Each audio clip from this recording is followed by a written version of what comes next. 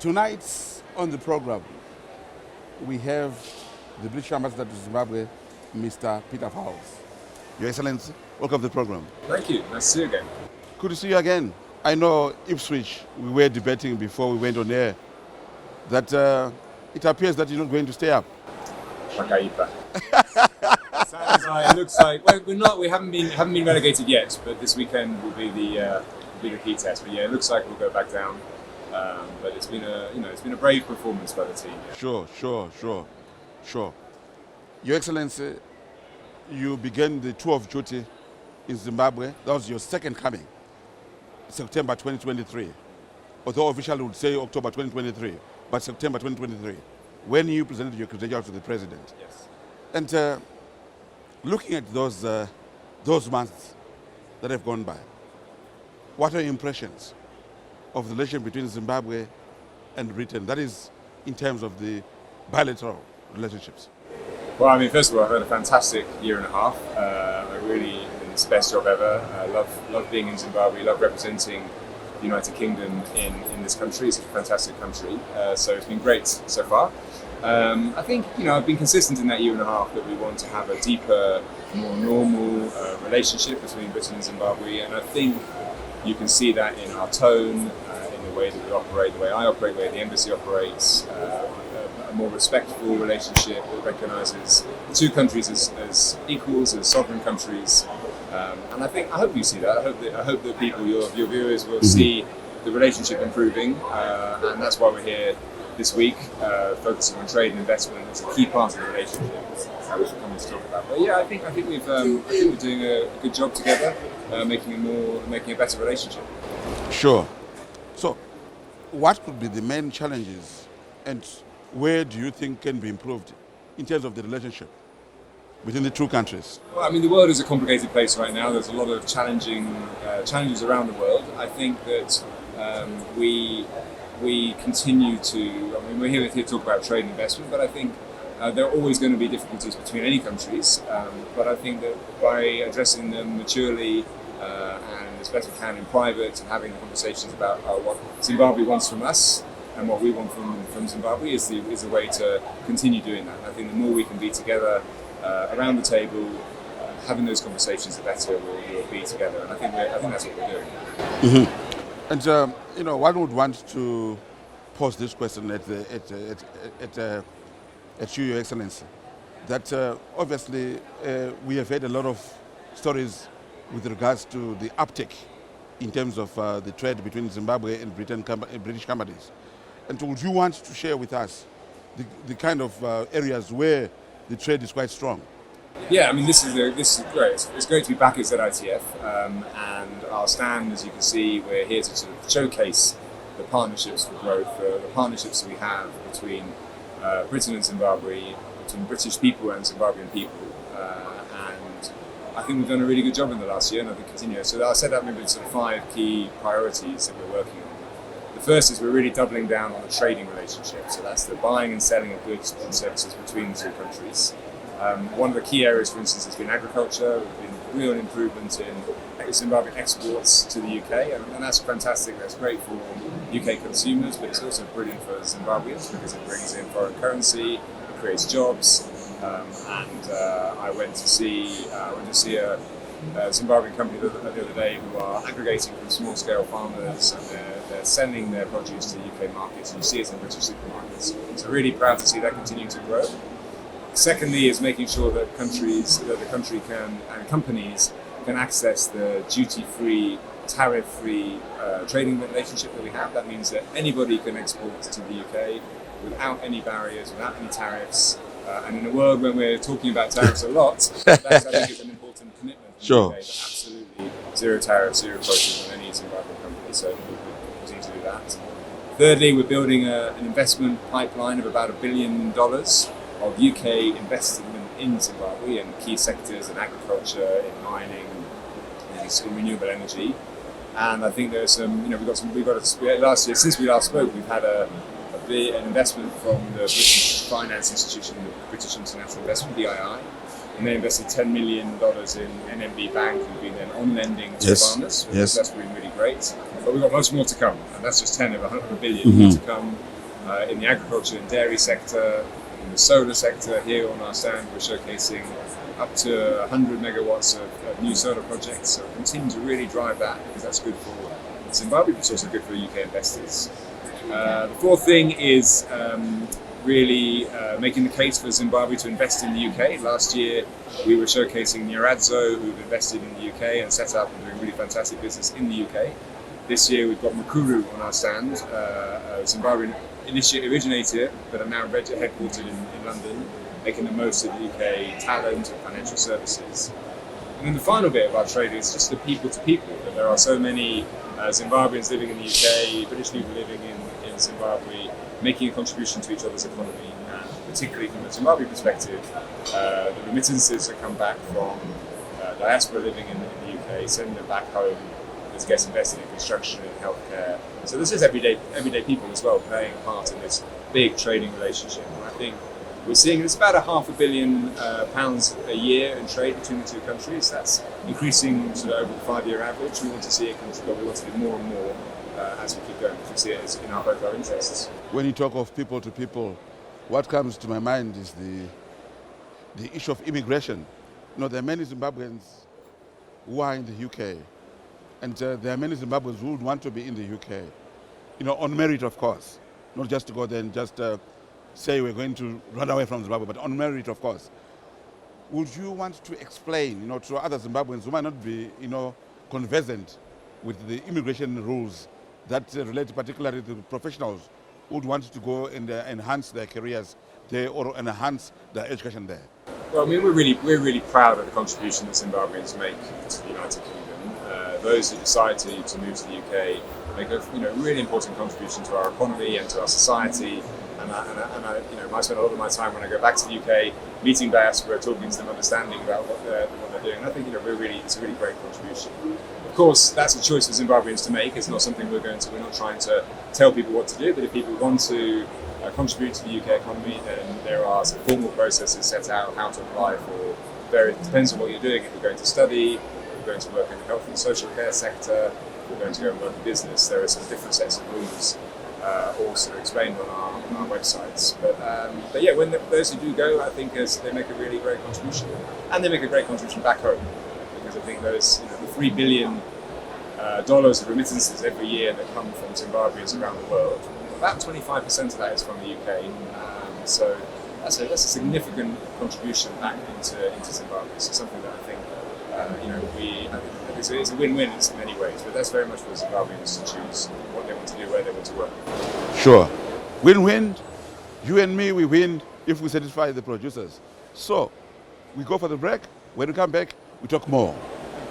Please join us in the second segment as we discuss bilateral relations between Zimbabwe and the UK. And we are with the British Ambassador to Zimbabwe, Mr. Peter Vowles, or Pete.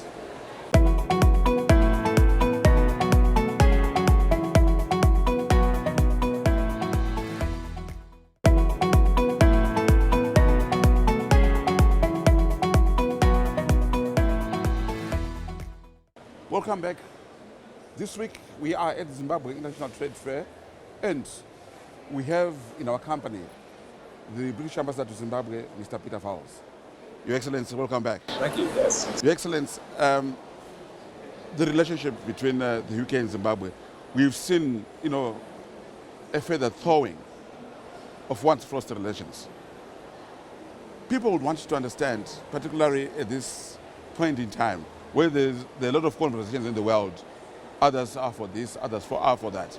People would want to understand, how do you sum up our relationship, Zimbabwe and Britain? Our relationship goes back so many years, and sometimes very difficult. And I think it's important that when we talk about the UK-Zimbabwe relationship, we also we acknowledge the very difficult past, all the way back into colonial times and in the last 20-something years. But I think it's also important that we look forward, and we use that depth of the relationship to look and chart a course for the future. And I think it's a deep relationship. Our people are so connected in so many ways in our approach our culture, the way we think about things, we talk about things. There's so many really. And every month I stay in Zimbabwe, I learn a bit more about just how connected we are. And that could be, you could be in the middle of rural Zimbabwe and you can meet a young man, young woman, and they're talking about a UK football team. It could be about anywhere, you know, it could be in the north of England and you meet a Zimbabwean on the bus and they're sending money home to the UK. Those connections are really deep, and I think we really want to kind of maximise those connections between our countries and look forward together. And I think we're doing that. The relationships between our people are really important. Governments, you know, we represent our communities and our people, and I think my job is to represent the British government here, we as a government of Zimbabwe. And I think we're consistent in our efforts to continue to improve the relationships between the countries. You know, one of the key issues, and that have been of real concern to the international community, was that Zimbabwe has got to expunge its huge debts, you know, owed to international creditors.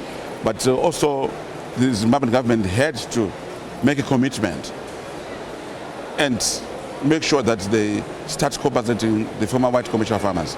And we have seen that the government has set aside 3 million for starters, where they would pay the farmers, and then the rest would pay it within 10 years under a bond. Do you believe that this is the right way to go, given that Zimbabwe is indeed of expunging its huge debt? Well, I think the decision for Zimbabwe, that the government of Zimbabwe has made about farmers is a decision for the government to make, not for anybody else, and that's absolutely a government choice. I would say that but I agree that the arrears clearance process is fundamental to Zimbabwe. My view is that clearing Zimbabwe's debt or restructuring Zimbabwe's debt is absolutely fundamental to economic transformation in Zimbabwe. The key challenge is because of the debt, particularly the multilateral debt, the 2.6 billion that the government is in debt to the multilateral institutions, is a real constraint on. It means that the government cannot borrow from the international financial institutions. So it can't borrow from the World Bank, and it can't borrow from the African Development Bank, and it hasn't been able to do that since 1999. So that, for me, is a real brake on growth in Zimbabwe. If Zimbabwe can access that kind of capital again, like most countries in the world can, then it could be really unleash growth in Zimbabwe. So for me, as a foreigner in Zimbabwe, one of my key priorities is to support the government's efforts to restructure its debt, because we can see that would be transformational for Zimbabwe. So you're right, the government sets out its sort of 3 pillars of work that it wants to reforms it wants to do in order to convince the multilateral institutions to restructure that debt, and we stand as an active and willing participant in that process. I know that the finance minister is in Washington this week. We'll be talking to the World Bank and to the IMF about getting a staff monitor program up and running, which is an economic reform package. You're right, you've mentioned the government's land reform efforts, and of course there's a governance track within that arrears process. But yeah, they come together as a package, and it's absolutely, for me, we will do anything to support that process so that ordinary Zimbabweans can have access to the kind of facilities and services that they deserve. That speaks to improve the quality of life for Zimbabweans, particularly if Zimbabwe were to expand this debt and begin to get credit again. But from your relationship with Zimbabwe, taking into consideration the challenge that have been presented by this huge debt overhang, do you believe that there's something that Harare must do to make sure that the quality of lives of Zimbabweans can be improved? And do you believe that you also have got a role to play, but in whatever way you want to do, to make this thing a reality? Yeah, of course, I'm a foreigner. It's not my country. I represent the United Kingdom here, so decisions to make are for the government of Zimbabwe to make, and not for me at all. But absolutely, I think we can see, based on our experience at home and around the world, that if Zimbabwe were able to access the kind of money that the World Bank and the African Development Bank could provide at the kind of low interest rates they provided, that could be fundamental for Zimbabwe's ability to invest in its health, its education, its rural infrastructure, the kind of things that other countries who have access to those finances can do. Right now, Zimbabwe has to borrow money from quite high interest rates from other sources, and that's a challenge. I'm sure that's a very challenging situation for the Ministry of Finance to operate within. So yeah, I think it's it's not for us to say what has to happen.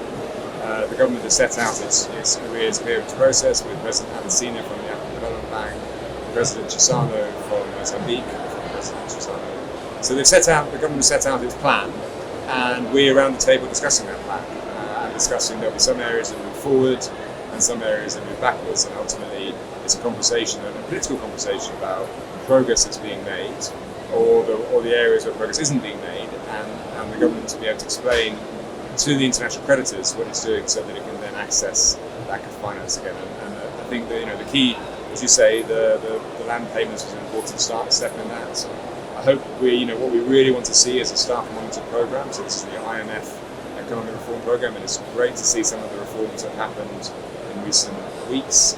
And of course, it's in the government's track, and that's part of the conversation we need to continue to keep having. Sure. Time is really flying when you're really dealing with these issues. I'm enjoying whatever you're saying here. But again, win-win for you and me.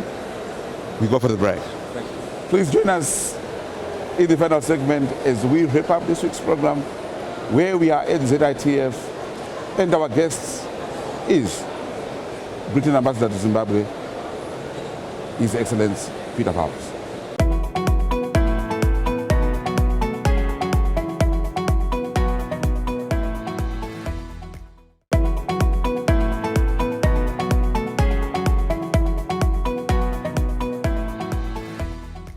Welcome back to those who have been with us from the beginning, and to those who are with us now at the tail end of this week's program. We have our guest, who is the British Ambassador to Zimbabwe, Mr. Peter Powers, or simply Pete. Your Excellency, we've been talking a lot about the trade between Zimbabwe and the UK. There are many Zimbabweans and Zimbabwean companies that might not be conversant with the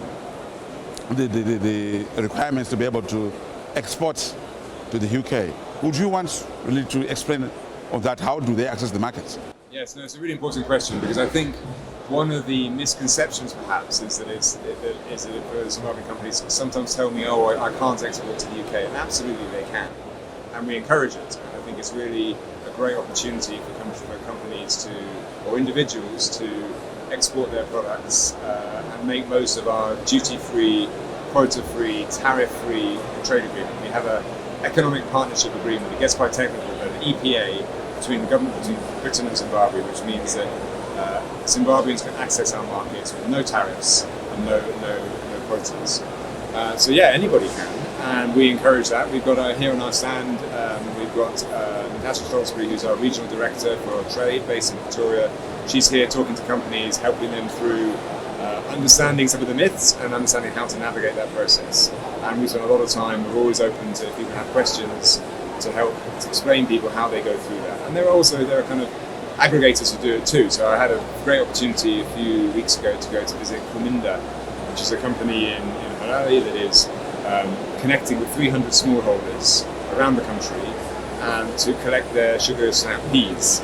So their fresh produce, they collect it, they bring it in, they refrigerate it, and then they export it to European and to UK markets. So that's really great. You're seeing produce from a Zimbabwean smallholder farmer making it all the way into our big supermarkets in the UK and reaching the table of British consumers. And so sometimes it may not be for an individual to do it, it might be that an aggregator can help provide that kind of assistance. But individuals and companies can too, and we stand ready to help them. Anyone's got any questions, you can contact us on our social media channels. You can come to the stand, and we'll help you work through how you would export to the UK. And that, we see that as a fundamentally, and we remain committed to that. And whatever happens, it's a legally binding commitment to have tariff-free, quota-free access to our markets. Yeah, you talk of smallholder companies. They could be first-timers.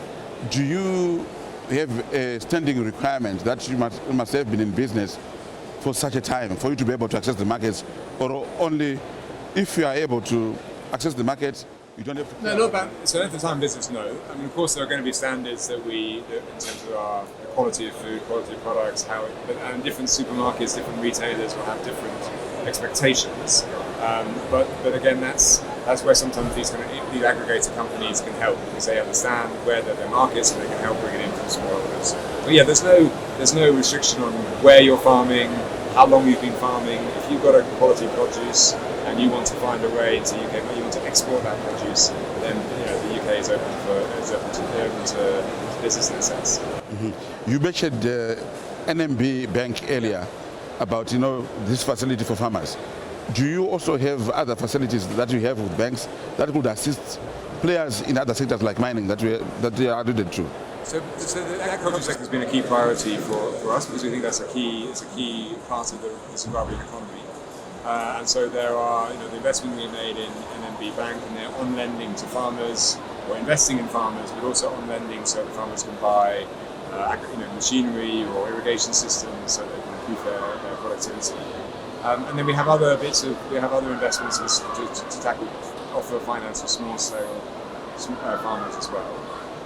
So quite a lot in agriculture, but also we're interested in the other kind of key sectors that we're working in Zimbabwe, the renewable sector, so in solar, and in the mining sector. So we've had the British Geological Survey here recently talking to the Ministry of Mines about how we can use mapping and the detail to enable the mining sector to flourish. So yeah, we're kind of interested in, and we're open to ideas as well of what else Zimbabwe has to offer in that relationship. It's something we talk a lot about with the Ministry of Foreign Affairs and the Ministry of Finance, about how we can continue to find ways to increase trade between our two countries. It is, as you said, it's win-win. Ultimately, that's what we want to find, is that sweet spot between UK interests and Zimbabwean interests. It's, whilst it's good for Zimbabwean exporters, for instance, it's also good for UK companies because they get to expand their offer, but they also get to learn. And that's also part of the trading relationship. It's a two-way, it's a mutual relationship. You've been here for the second time. The first time you were contributing towards the Zimbabwe education sector, teaching in Mashonaland East, Mutoko, and in Matamaland, where we are. What have been your impressions on Zimbabweans and your personal experiences since you came back in this official duty? Well, I mean, I think it's other places, but I never imagined that when all those years ago when I was living in rural Mutsi, I never imagined that I would be sitting here as a British ambassador being interviewed about my time. So it's a completely different experience. But it's worth saying that I've all my career I was in some ways I wanted to come back to Zimbabwe. So it's just such a privilege to be back in Zimbabwe, representing my country in a country that I love, in Zimbabwe. So it's been fantastic to be back. Of course, lots has changed around the world. My job has changed a lot as well, what I'm doing now. But what I absolutely love is I love being in Zimbabwe. I love the people I meet, travel I've done, wherever I am in the country.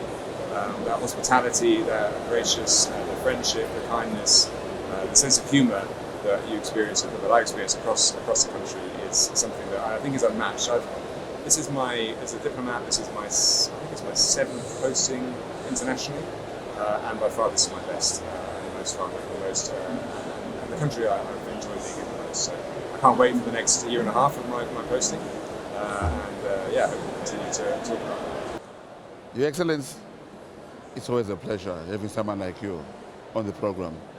I really appreciate that. Thank you so much. That was my guest for this week.